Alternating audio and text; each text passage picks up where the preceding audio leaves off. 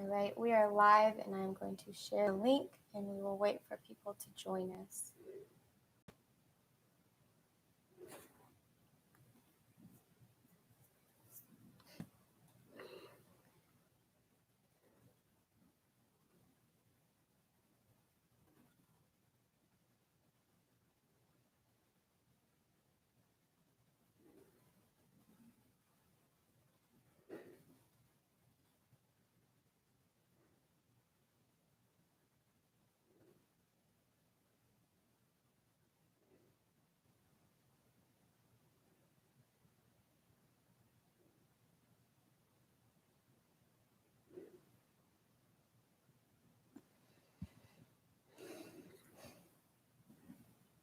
All right. Sammy, have you been watching Families of the Mafia? Yes, absolutely. Matter of fact, there's another series on tonight, another episode on tonight of Families of the Mafia. I'm looking forward to it. I think it's about this guy Billy and his family, and this Russian guy and his family. So I'm looking forward to it. It's interesting how they talk about different families, and we could follow those families and see what happened. Very interesting. What do you think about how it was done, how it was made? I think it was very well done. I know the producers. Well, my daughter's a producer on the show. I know Adam Gonzalez, and he's a very talented man, and the whole team. They were around to film when I was here, and they were super professional. Well, we've had a couple of people join us. Can y'all hear us? We're going to wait for some more people to get in, and then we'll start answering some questions that you guys left on Patreon.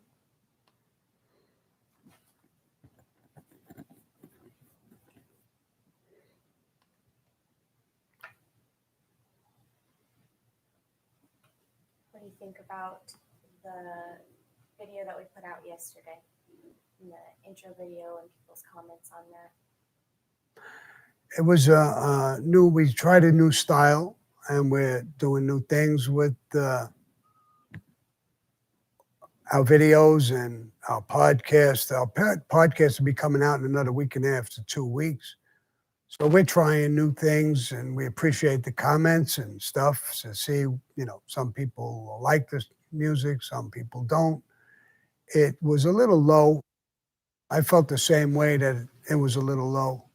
So we're going to upgrade that and make it a little bit louder. So when we're trying things, it's good to see the comments and what people say. But quite a few people said it was a little low. So we're fixing that little problem. So we're not a top-notch studio from Hollywood. We got a great team.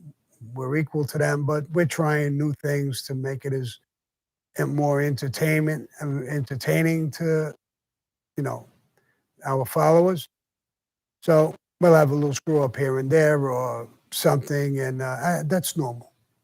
And I appreciate the comments, but most people liked it for different reasons or disliked it for a reason or two. So it was good. One of our friends, family members says, off on a mountain on Saturday, going to wear my Sammy the Bull tee at the summit for a selfie. That's great. Is your pendant St. Michael? Yes. St. Michael is a protector, and a guy got this for me, and it was actually a gift. And he said it's Michael the Protector, St. Michael, who protects you. He's become a good friend. I actually met him on Facebook a while ago. We talked a bunch of times. He bought a call, one of those calls where we talked for half an hour. I actually wound up meeting him and his family, his wife, his daughter, his son, future son-in-law, and we became good friends. And he bought me this chain, and I wear it, mostly all the time now. We say it saved his life. It was covered in blood when his bloody nose happened. Yeah. So it saved my life already, once. Do Do you have any small, quick Vic Amuso stories that you can share? Are they all too long? Vic Amuso stories, there's quite a few. A good part of them are serious stories that are going to be on my podcast, so I can't share all of them. Gas Pipe was his underboss. So there's a lot of stories between the two of them. We had a lot of problems with them back and forth, especially John Gotti. Gas Pipe especially hated John Gotti with a passion, and he couldn't get anything done. I grew up with Gas Pipe, so he would always tell me, get your fucking friend and straighten this situation out, because he couldn't get it done. They didn't want to do anything for him. Vic Amuso was a little more normal than Gas Pipe, but they both had a thing about this John Gotti and how they felt about him.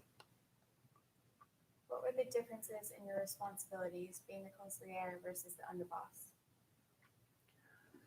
They're two different positions. A boss is a boss, and he controls everything. What he says is law. An underboss is his right-hand man. He usually agrees. He's his pit bull. He has a lot of functions. He's almost like the acting boss. The consigliere is somebody, if you're a made guy in the family and you're having a problem with a boss, or maybe the boss is taking things wrong, he becomes like your lawyer, your peacemaker. He can go to the boss and he talks to the boss and tries to straighten out this, problem between you. It's a bad problem for you to have when you're having a problem with a boss. So this guy steps in for you. He knows Cosa Nostra very well. And he's a negotiator for other families, even more than the underboss. So he's almost like a lawyer for the family. The underboss is more like a pit bull, and he's the boss's muscle. If a made guy gets arrested or indicted for committing crimes for the family, does he have to pay for a lawyer out of his own pocket, or does the family pay? No, he pays out of his own pocket. I mean, that's just the way it is. You know, everybody takes care of their own. If it's a mission for the family of the boss feels that way, he can. We usually try to make connections to help the guy regardless of money. But if they need money, he may give it to him, he may not, depending on his relationship with the guy, whether he likes him or not. The boss has ultimate power to do what he wants to do. So money isn't our target. The only thing about money, you make money, everybody makes money. It goes up the chain, it hits the boss. The boss does what he wants with the underboss and the consigliere. Captains make money through the friends. Associates make money for the made guy he's with. So it's a chain of command. Money goes up. It very rarely comes back down. Have you ever been to Italy? No, I've never been to Italy. I was dying to go. A niece of mine went, and she went to Sicily, and she said, Uncle Sammy, it was magnificent. It was beautiful. And there's a lot of parts that are really, really beautiful. But, and I really, really wanted to go. My mother and father were both from Italy, Sicily, and I wanted to go in the worst way. I just never got around to going. And now I'm on parole, and I can't get there. I can't leave the country. Did you know Ralph Natal? I knew of him. I didn't know him personally. Did you ever hear of Frank Sturgis? He was a government killer. No, I don't think so. Did you play street dice? Yes. Nothing else about that. Well, I didn't win very often, so there's not too much to talk about, but I did play street dice. Does the consigliere have made guys giving money up to him? How does he make money? Usually each position, a consigliere is usually promoted from a captain up to a consigliere. And usually the crew that he leaves, he generally could talk to the boss and recommend one of his men to become the captain. So that's been his guy for a long time. That captain and that crew is responsible for the consigliere safety, appointments, driving him somewhere, doing something with him. Money flows up from that crew to him. And on occasion, money could come across from the boss. Like I said, he may make a big score. He may give something to the underboss, something to the consigliere. But he's in a very powerful position, the consigliere, and so is the underboss. So they make money from all different ends. They don't need to exchange. They don't need anybody's help. They're usually all pretty wealthy. Did you watch the soccer game? No, I didn't watch the soccer game, but I talked about it. I got messages and texts about it and stuff, and I saw some videos that people sent me, and I was real happy that Italy won. They were a great team, so I enjoyed it, but I didn't watch it. Do you have a favorite song? A favorite song? I love the song the Righteous Brothers did. I don't remember. You Got That Lovin' Feeling. You Got That Lovin' Feeling. I love that song. The original song by the Righteous Brothers, the original one that they did. A lot of times you'll see the smaller one, the one without the deep voice, sang it alone. They had an argument. They almost broke up, I think. But when they were originally together, the one with the deep voice and the one with the higher voice sang it together, and they really they knocked it out of the ballpark. What happened to Ralph Spiro? You were transferred to the Gambino family because of him. Did anything ever happen to him for what you told your wife? No. I actually got transferred because I went to kill him.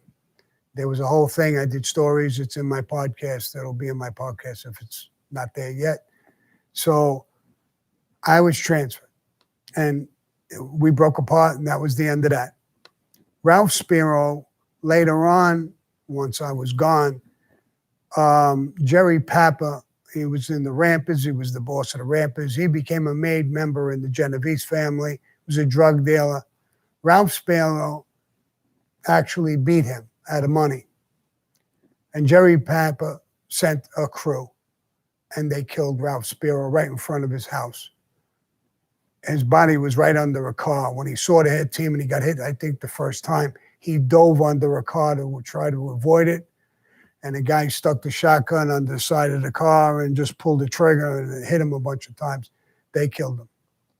And Shorty Spiro was reaching out, trying to find out who did what. It was a sneak hit.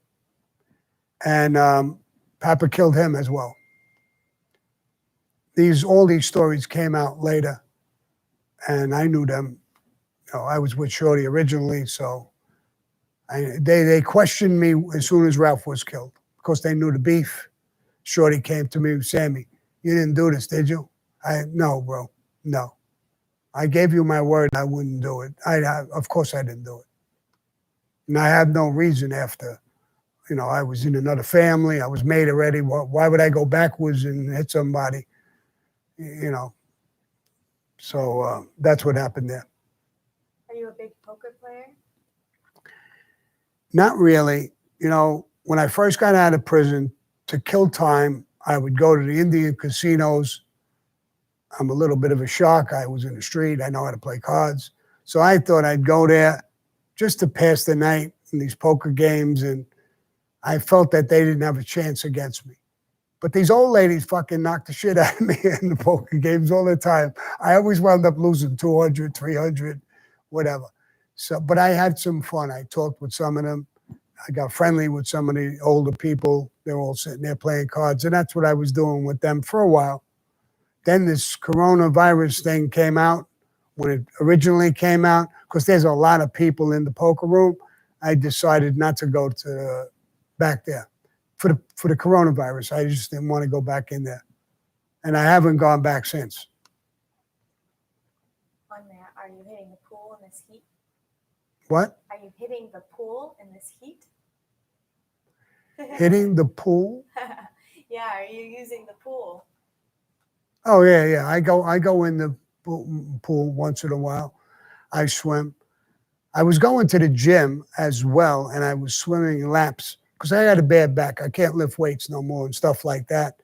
But I was going to the gym, and I was swimming. They have a huge pool, and I was swimming laps back and forth, getting my exercise that way. I love a steam room, so I would go take a steam. I'd go in the jacuzzi, take a shower, and do whatever I was doing, whether I was working or just whatever. But that shut down too with the coronavirus.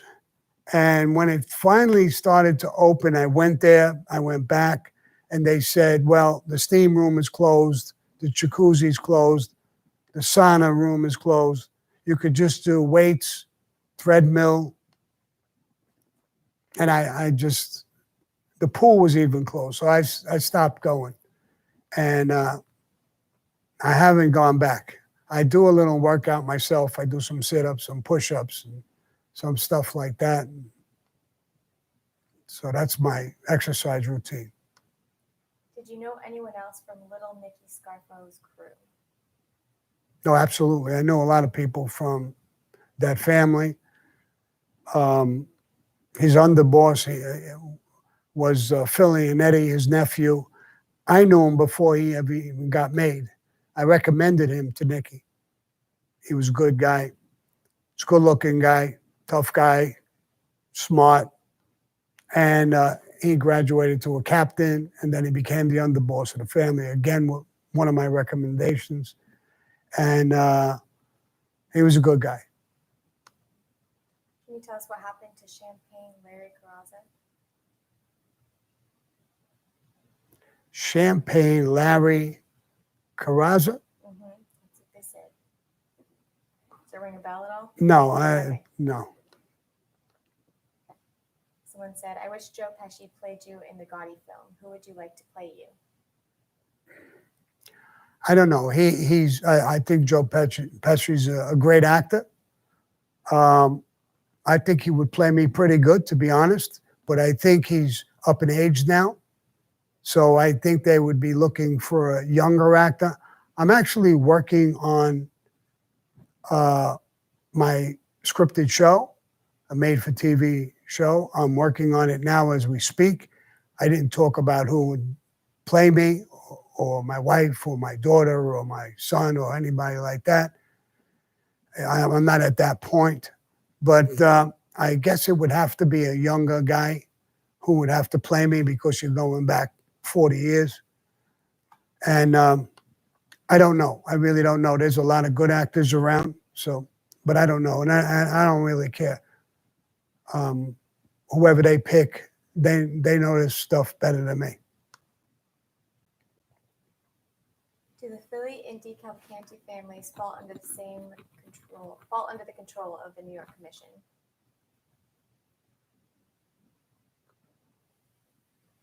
Well, the New York families, the 5 families, years ago there was 11 and even more at one point, commission bosses from different places, different states, all over the place. It deteriorated, but when it finally ended, the commission was the 5 families in New York.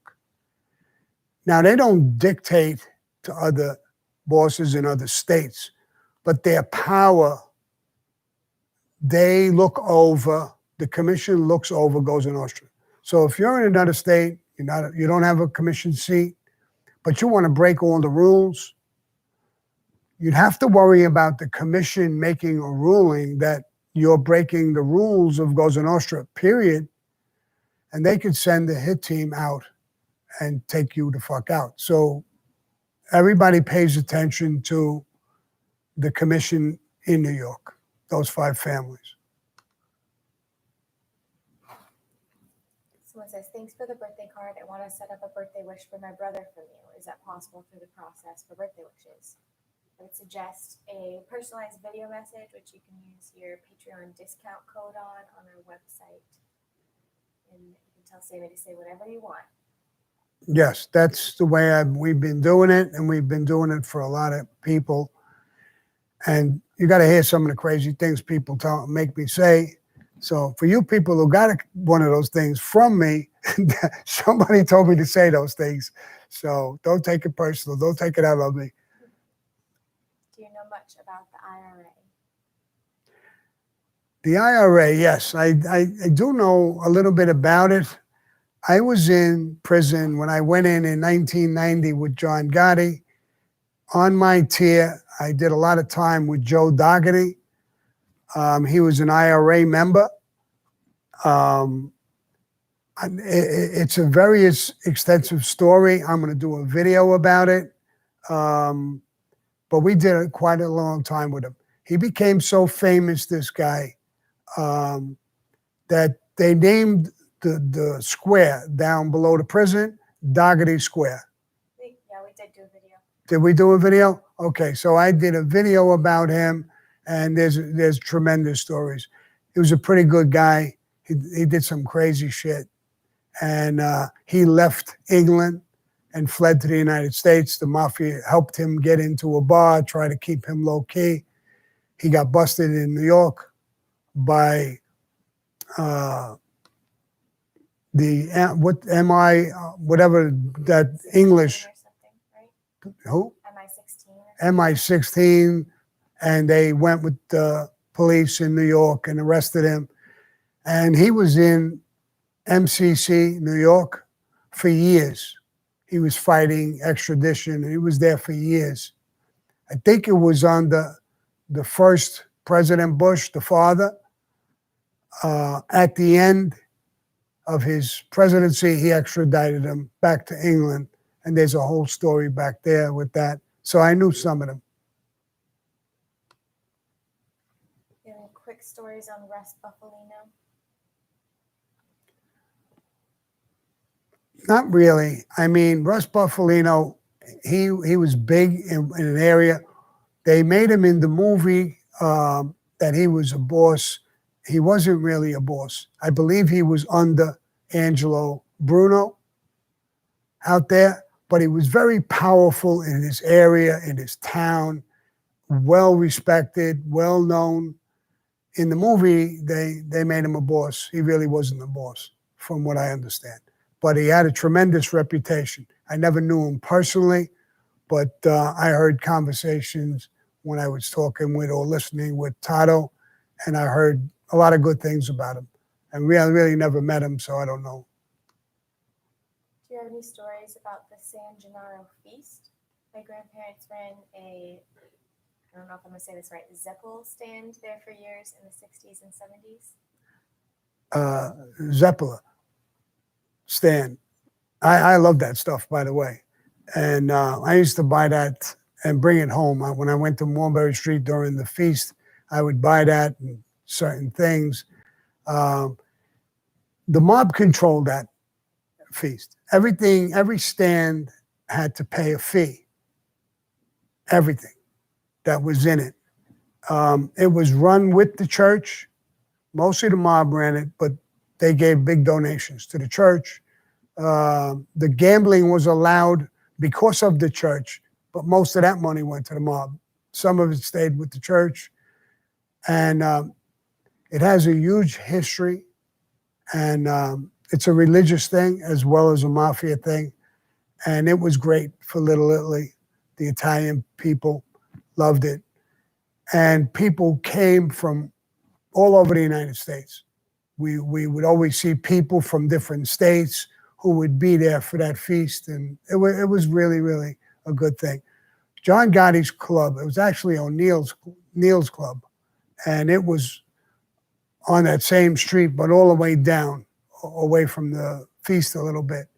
So every time we used to go down there while the feast was there, we'd walk up and go to a restaurant or walk around the feast. It was a beautiful thing.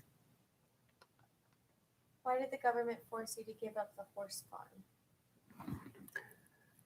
because I owed a ton of money in fines, tax evasion case and stuff, and I got caught evading the tax. I ended up beating the case because the ruling was that I filed in the wrong year, but I never filed. And the year that I said I was going to file, I didn't file in that year either. So now that I won the case, I had to pay those things. The fines were astronomical, $300,000, $350,000. I sold the farm for $350,000, and I paid off the IRS, my debts, lawyers' fees, stuff like that. Because if I didn't sell the farm, they put a lien against my house in Staten Island where my wife and children lived, and I would have lost that. So it was an option of losing that from with my family or losing the farm. The farm was my secondary home, so of course I gave that up, even though we all loved it. But that's the thing that had to go. Have you seen the movie Casino? And if you have, did you like it? I saw the movie Casino. I liked it. It was based on a lot of truth, actually. The guy, the part where he was beat up, him and his brother, and they threw them in a hole. They were still alive, and they buried them. I heard that story way before the movie even came out. So there was truth to all of that stuff. Probably, it's Hollywood, a lot of scenes, probably just Hollywood type of stuff. But I thought it was very well done and a lot of truth to it, which I like.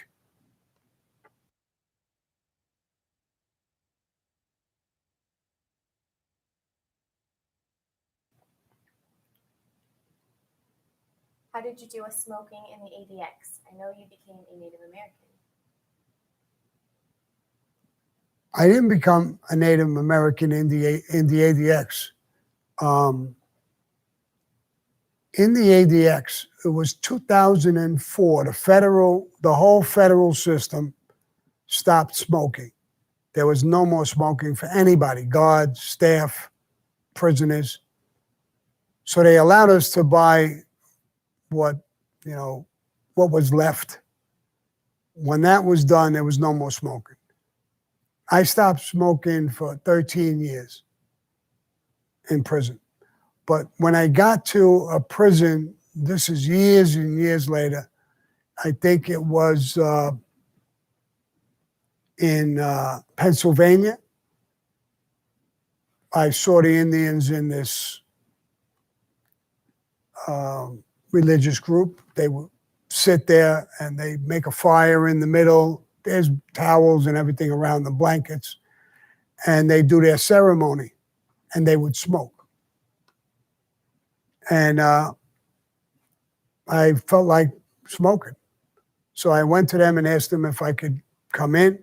And they said, in the federal system, if you have to go to the unit manager or the counselor who goes to the religious part, you would have to become a Native American Indian. They accept that in the federal system. So I went to them. I told them I was approved by the Indians who were in it. They would accept me if you changed my religion to Native American. They did. I went in. I went in because I wanted to smoke. And I wanted to steal some of the tobacco so I could roll it and smoke it in my cell at night when the guards passed. But like I said, I got to respect their ceremony. I got to like it. I almost felt that 20 minutes, half hour that I was in that ceremony, I wasn't even in prison anymore. So I really enjoyed that. And I enjoyed the fact that I would smoke. And that was it. We did that ceremony once a week, so it really wasn't a lot of smoking. And the tobacco wasn't like regular tobacco. There was fucking twigs in it, leaves in it, everything. But they burn it in a pipe and they smoke it. But when you take it back and roll it, it's really not the same as tobacco. How do you maintain your success and keep your head on straight when things get difficult? That's the time when you got to keep your head straight. Not when things are going good. when things are going bad. Things are going bad, good, and nothing really matters. But when things are going bad, that's when you have to man up. That's when you have to get strong and tough and do the right thing. Keep your head straight. Then you'll succeed. But if you whine about it or you fall apart, then you're finished. You'll never get ahead. So a true man will toughen up. When things get tough, men get tough. How did the card games make money? My great-grandfather was VP of Armor Meats in Chicago and used to play at one of Capone's games way back when. If it's a poker game that you're talking about, they cut it. In other words, they'll cut, let's say, 10%. So if the pot is $1,000, they'll take 100 on every pot. Now it's not 1,000; it could be 200-300 the pot, or it could be $50. They're taking a cut, whether it's 5% or 10% of the pot. The dealer gets a tip, and that's how it's done. What's up with the Vincent Rotunda hit? That wasn't Gotti Sr., right? No, that wasn't Gotti Sr. Jimmy Rotunda was a good friend of mine. I know people say he was a captain. He was a captain, but he was the underboss when he was killed. He was working with me. A lot of times they had a concrete company in Coney Island. They weren't allowed to come into the boroughs. They could stay in Coney Island, but they weren't allowed to expand. He asked me for my help to be able to expand into certain areas. Bensonhurst, Brooklyn is not far from Coney Island.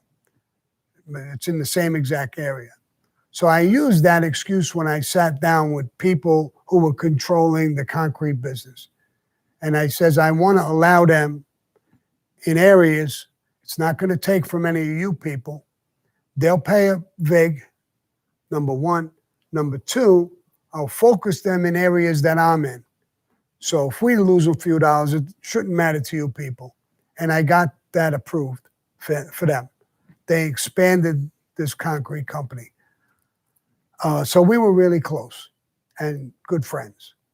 A lot of people say Riggy ordered the hit. That's bullshit, because when he died, me and John Gotti and a few other guys went to his wake because he was really close with us.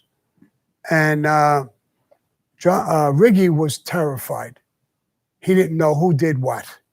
And he thought, when he talked to me and John, that if they're going to hit the underboss, maybe I'm next. And they didn't have a commission seat. John did, the 5 families. They didn't. So John represented them at the commission. Who hit this guy and why? Nobody seemed to know. Then we said, they're basically under our protection and we're going to investigate it. And if we find out who did it, we're going to strike back. So it was obviously a sneak hit. We never found out who did it. Riggy, I don't think, ever found out who did it. He had a son who was a made guy. Later on, he became a captain. He flipped, became a witness, and left the mob. And so that's what I know about Jimmy Rotunda. I actually know a little more, but I think I might do a video about him. And to clarify for your question, Jimmy Rotunda is not Jimmy the Gent. Jimmy the Gent is Jimmy Burke. Yes, without a doubt. You asked 2 things, Jimmy Rotunda and Jimmy Burke. They're 2 different people. Did you like Atlantic City? I went there on occasion. Really not that much. The only kind of gambling I like, I'm really not a card playing or stuff like that. Or I shoot crap. I like that. But I didn't go often. I never became a degenerate gambler. I pulled away from things like that. I felt I was risking my life to make money. I'm not going to throw it on the table. You know, when you gamble, to me anyway, was when I'm broke, I gambled because I couldn't pay bills. So I'm taking a shot with my last dollars to try and make a hit, and I could pay bills. But once I started making money, I'm not going to throw my money on a table. I mean, it's crazy. Have you ever attended a commission meeting? If so, what was it like? Yes, I attended commission meetings with John Gotti. I was, even when Paul had commission meetings, I was there, but I wasn't in the meeting itself. I was there for security. So I was sitting on the side. I may have heard things, but I wasn't a player. I wasn't at that rank. I went to meetings when there was the concrete club, and I sat with all bosses. That wasn't a commission meeting. It was about the concrete club. I did a video on that, and I was just made with that one. But I did sit with meetings, commission meeting, after Castellano. When John was the boss, I was the underboss. What do you think about medical marijuana? I never took it. I'm not allowed. I'm on federal parole. With the feds, it's illegal. I don't know what it would do medically. I really don't have an opinion. I think that it being a crime, and I know people who are in prison for pot, I think that's a disgrace. We're allowed to drink alcohol. There is more people die or get hurt or their lives are wrecked with alcohol than there is with marijuana. And there's so many college kids who experiment and smoke a joint or two or three. They go through college, they get a little older, they stop. But some cops have bust these fucking kids while they're in college, and they ruin their lives. They might ruin their college career. Come on. You can get drunk as a skunk, go home and beat up your wife, your girlfriend, whatever it may be, that's allowed. You could crash your car. I don't know anybody who ever crashed a car because they're a little high on marijuana. I think it's a disgrace. I think it should be legalized. The medical part of it, benefits, I really don't know about that. I hear there's all kinds of medical benefits in CBD, but there's a lot of fakes out there. So you got to watch what you buy. There's stuff comes in from China. It's CBD oil. It's all bullshit. I know they wanted me to sell CBD once, and I thought about it. And I went to a meeting. And in the meeting, the guy said, I said, does this really work? I mean, I'm up in age. I got some aches and pains. I'd like to try it. He said, it works. It's temporary. What do you mean it's temporary? He said, I'm going to use an example. It's like Bengay. It was a cream. It's like Bengay. When you put the Bengay on, it relieves the pain for a while. So I thought it was CBD. You're confusing me. He said, we spray it with a couple of squirts of CBD. And that makes it legal that we could sell it as a CBD cream. So you're getting the benefit of the Bengay, not the CBD. Yeah, but they don't know. I said, good. I'm out. I'm not selling this shit. Why? You can make money. Because it's, according to you guys, it's bullshit. So I didn't want to sell it. But I don't want to knock CBD because there is CBDs that are done well that seem to work. I took one myself, the liquid. It has no, you don't test positive. There's no pot. And I took it. And lo and behold, it did help me a little bit. My wife and my sister-in-law are up in age as well. And they have some conditions. So I bought a few bottles of it. I brought it home and I told my wife, take this. I told my sister-in-law, try it. And now it's not going to cure nothing, I don't think. But what it's going to do is relax you. And when you're relaxed, your body's not tense. It's going to make you feel better. I gave it to both of them, a bottle each. They went through a half a bottle, and they said it actually helps them. And then I told them, when you go to your doctor's appointment, ask the doctor, show him the bottle, ask him if it's okay. They did. They said it's okay. They just asked me just the other day, if I could buy more of that for them. And I have about 4 or 5, I think 5 or 6 bottles on order, and I'm going to give them a couple, and I'm going to keep taking it as well. So some CBDs work. I don't want to knock the whole thing that it's all bullshit, but it's a dirty business. There's a lot of people that are full of shit. Did you ever meet or hear about Henry Hill? Well, I obviously heard about him. There's movies, books, every fucking thing about him. They made the movie Goodfellas. I never met him. I never heard good things about him on the street because I knew people who knew him. I heard he was a half a junkie, and they didn't like him. But Paul Vario, who was the boss of them, didn't want to take him out. Then he cooperated, and I don't know what happened with him. The movie I thought was done very well. I loved if they really try to stick to the truth. They did Hollywood in it, but they stuck to the truth in a lot of things. If you remember the part where they go into the nightclub, the Copacabana, and they go in the basement, through the kitchen, into the place, then they get a table set up for them. I did that as a young thug. Carmine Persico had the table. If I got a date, he would allow me and a few other guys to go there. And that's what we used to do. We used to go down into the kitchen, up into the place. They'd set up a table. I felt like Al Capone sitting there. But I was a young kid. I wasn't made or nothing like that. But the girls, just like that movie. So I really enjoyed that movie. Were you rooting for the Suns at this year's NBA Finals? What? Were you rooting for the Suns, the basketball game? Oh, no. Listen, most of my sports, I used to watch sports a lot. When I went to prison, there was all kinds of arguments in prison about sports, what to watch, what not to watch. You got to be quiet. So I dropped sports in prison. I stopped watching it. I didn't want to be bothered with it. I want to stay away from things in prison where I don't want to get out of a problem there or get in trouble.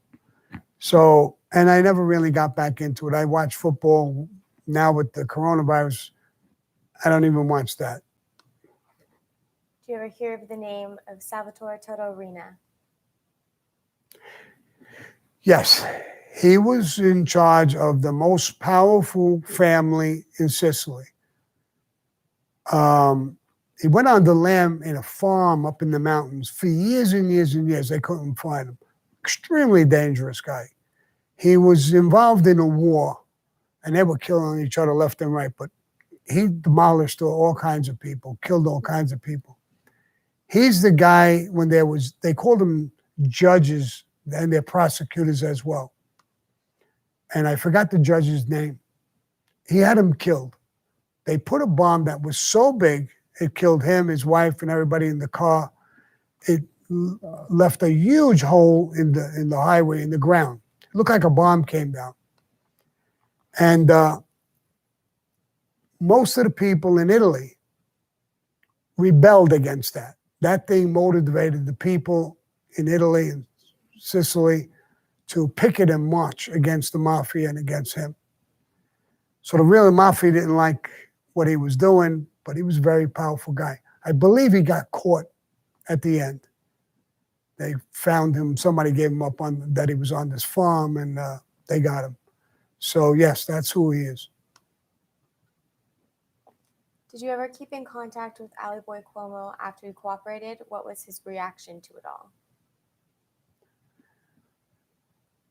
I did, in a way. After I cooperated, we didn't have any conversation or meetings or anything like that, obviously. But at one point, he got in touch with my wife. And he needed a statement from my wife and from me to help him in the case he was having. And it was the truth. So I told my wife, do it. You know it's the truth. We're not lying. I'll sign it, you sign it, and let his lawyers have it. And we did that. I don't know how much it helped him in his case, but he sent me many, many messages after I cooperated. We still had a very strong relationship. Some guys came to me who were in prison with him, And they told me, they said, Sammy, this guy really loved you. While we were in prison with him, if somebody said something negative about you, he was right up in their face. He'll start throwing punches immediately. He didn't want to hear nothing negative about you. Of course, when you cooperate, everybody's calling you a rat, this, that, and the other thing. Not in front of him. And I heard that from a few guys. So, and then he passed away. And we were always like this. So. What's the funniest mafia name in your opinion, such as Jimmy Two Times or something? I like Lenny the Mole. Lenny the Mole was a guy when we were in the Rampers, and he was one of my closest friends in the Rampers. Lenny the Mole. So the mole was that he would never come out during the day. I mean, he would come out at night. He would be out all night long until the next morning, go home and go to bed. So he would sleep all day and be out at night. So that's why he got that name, Lenny the Mole. But there's a lot of them. My friend Louis Bop, you know, there's names all over the place. There's a lot of weird names and funny names, but everybody seems to get a nickname in the mafia. That's what we do.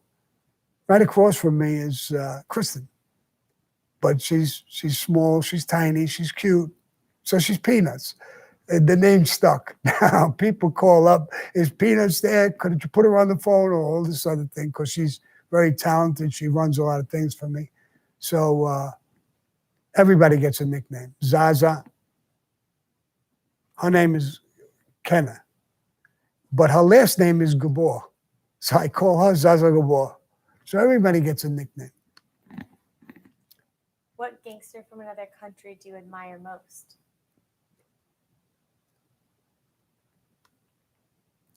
Mobster from another country. I mean, I don't know a lot of mobsters from other countries. There was a lot of great leaders. They came here, like, you know, coming from another country. Carlo Gambino came from another country. All these people came from another country. They came from Italy.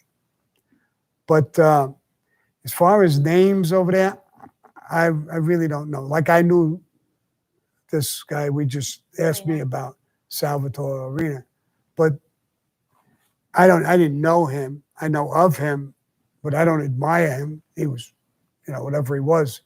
So I don't admire him. I don't know. I don't know that many gangsters from other countries on a personal level. What was your relationship with John Gotti Jr. like? Was he respectful towards you? Was he a spoiled brat? No, he was respectful towards me. Listen, there was really nothing wrong with John Gotti Jr. I don't dislike or hate him. When his father was going to make him, I told his father, why? He's going to military school, seems like a smart kid. Why do you want to take him in this life? But that was John's decision.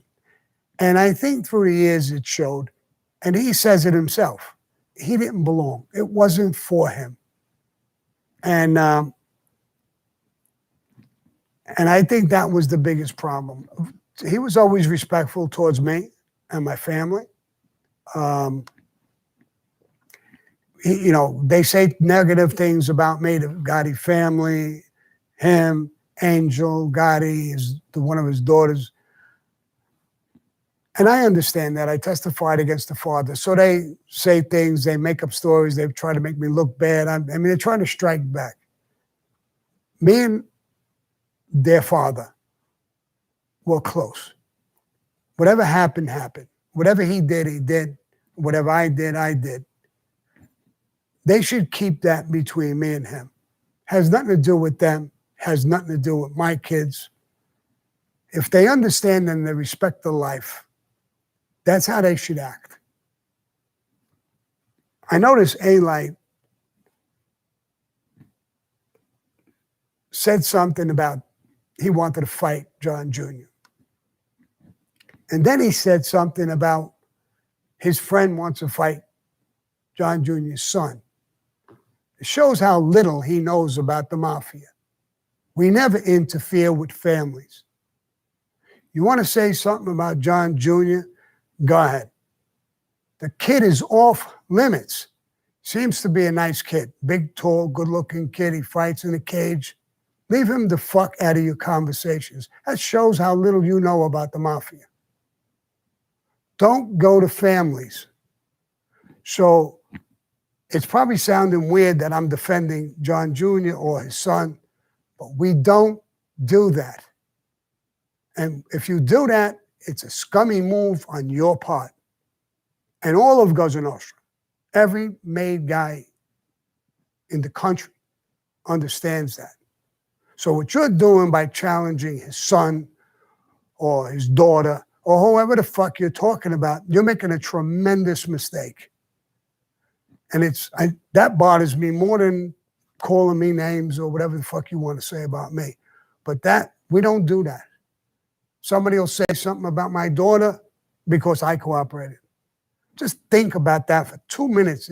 Not even Cosa Nostra hates it, but think about it as a regular person. Why would you do that? It's disgusting. It's out of line. And so if you think I'm defending John Jr., he don't need me to defend him. He could defend himself. I think he's making a mistake. I think John Jr. might be tough with his hands. So I think you're making a mistake. But the big mistake you're making is challenging the kid. Leave him the fuck out of your mouth. I didn't want to talk about these things because they're all arguing, but I felt I had to say that at least when you're asking me that kind of a question. All right, go to the next question. I've heard Danny Marino and Jimmy Brown had something to do with Frankie DeChico being killed. Is there any truth to that? They plan to take over the family. If true, do you think they eventually plan to take you out as well? Knowing how close you are with Frankie, and you probably wouldn't have accepted this new administration. Jimmy Brown couldn't take over his ass. And Danny Marino, they didn't plan shit or do shit. Here's what they did from what we found out in time. The day Frankie DeChico was killed, I was there. I got him in the van. I'm the one who pulled him out and picked him up and put him in the van.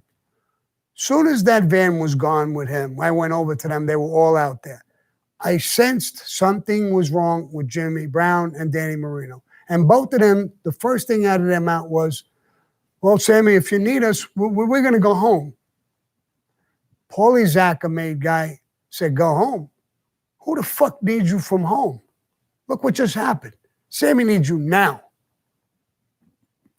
So I said, hold up. I made my brother-in-law go send a message to John Gotti. He wasn't there. I knew something was wrong. I couldn't put my finger on what. Maybe they were scared. But later on, I found out that Gas Pipe and Chin, those two families, plotted this murder. And Gas Pipe told Jimmy Brown and Danny Marino, you guys are going to be all right. Something is going to happen, but you guys are going to be all right.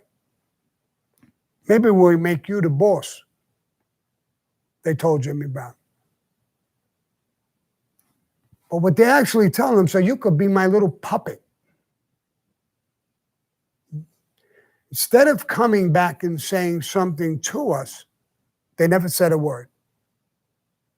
So we were caught off guard and Frankie died. That's why they were fucked up that day and didn't know which way to run. And I was asked about, why do you hate Danny Marino? I don't hate him. I fucking despise him because I loved Frankie DeChico. I picked his body up in my fucking hands. I didn't have to. If you would have been a fucking man enough to say something. So I don't dislike him. I fucking despise him. But it took years before we found out everything that happened. And I was in prison with some of these people in the pod. So now I know it all. If I would have had one inkling of that, we'd be talking about a different Danny Marino and Jimmy Brown.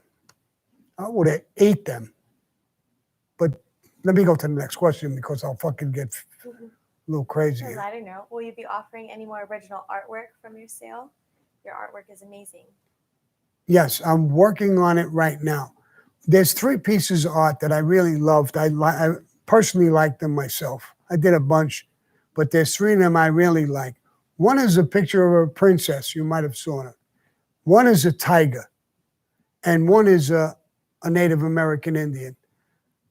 I did them, and luckily they just, some of them, sometimes that happens. They just came out really, really good for me, the way I looked at them. I'm not a big artist, but I really liked the way they were. They looked. You look at the princess, and when you walk by, it almost looks like her eyes are following me. It looks like they moved. They don't. But so I'm working on doing those 3 and more, but those 3 first. I have Zaza working on that, and we're going to do the same thing we're doing with the Al Capone picture that we're doing. A lot of you guys are buying them. We send them in a tube. You get it. It's cheaper to get it that way, and it's safer. And then you get your own frame and hook it up. And I also have my picture of when I was booked with the thing. I just got arrested. So, and I signed them myself personally. And we send a few things. What's that thing I put on it? That holographic authentication sticker. Okay, did you hear that? Because I can't say that, but that's what it is. We send it that it's authentic, and we've been doing that. And people, I'm getting a good response with them. They love it when they get it. They're sending me pictures. I got it in a frame, and they show me pictures. So I'm doing those other 3 and more. Who is in the urn up on the shelf? Who is in the urn on the shelf? I just did a video that's going to come out. When is that coming out? Friday. Friday's video, I talk about who's in that urn. So you're going to find out. All right. When's the new podcast coming out? The new podcast, we're working on it. We're in season 2. We already completed episode 1. We're going to wait until we complete 2, 3, and 4. There's going to be 8 episodes. So we'll put one out when we have 4, and there's no screw-ups, and we'll make the other 4 while they come out. So it's about a week and a half to 2 weeks the most. How's the wine naming coming along? The wine is coming out great. I mean, we're working on it. It's a lot more complicated than I thought. We picked a name. Somebody actually won. Now, I'm not going to say what the name is or who won. I hope you stay on Patreon, because whoever you are who won, we picked your name. And we're working on it now. We're working on the label. Zaza's working on the label. We're bouncing around to different wineries to get a good tasting wine. Is important to us. The bottle, the label, it's a lot harder than I thought. That'll come out, I think, sometime in April. Now you have to wait because there's the seasons when they're growing, when they pick it, when they squeeze it, when they bottle it. So I didn't know it was that complicated. So I am working on it. It will come out probably sometime in April, from what my understanding, and it's coming out good. We're going to make it not good. I'm going to make it, when it comes out, I want it to be great. I want you to enjoy that wine. All right. Anything else you want to tell them? Watch Families of the Mafia tonight? Yeah, tonight is Families of the Mafia. Watch it. I think I said it at the beginning of this, but watch it. It's coming out good. I'm working on my scripted show. It's going to take a while. Another complicated thing. It's another Mission Impossible type of thing, but I'm working on it, and we're making progress every single week. We're getting better with it. What really helps me with this is subscribers. When you hit the subscribe button, the like button, that helps me when I'm showing it to heavyweights to sell the scripted show. We show them that how many subscribers, how many hits, and it makes them more interested in doing it, buying it, and going forward with it. And I'm working on a few things, quite a few things. I'm actually working on this is going to be crazy, but I'm working on a cookbook. My son was a chef for a while. I have another guy now who's a chef, and he also writes. So we decided to write a cookbook, and I'm working on that too. It won't be long before that's out, a month or two, whatever that is, but I'm working on a cookbook. Now somebody wants me to work on a calendar. I don't know if they want me to, like, in a sexy picture. I don't know what they. Shirtless calendar? No, not a shirtless calendar, not a sexy picture, but different pictures. We're working on that idea as well. You know, it would be a mafia type of calendar. Not only my picture, but other pictures and other little stories in it with the dates. I think it'll be a fun project. So I'm thinking about that too. So you guys there, I really appreciate you guys. And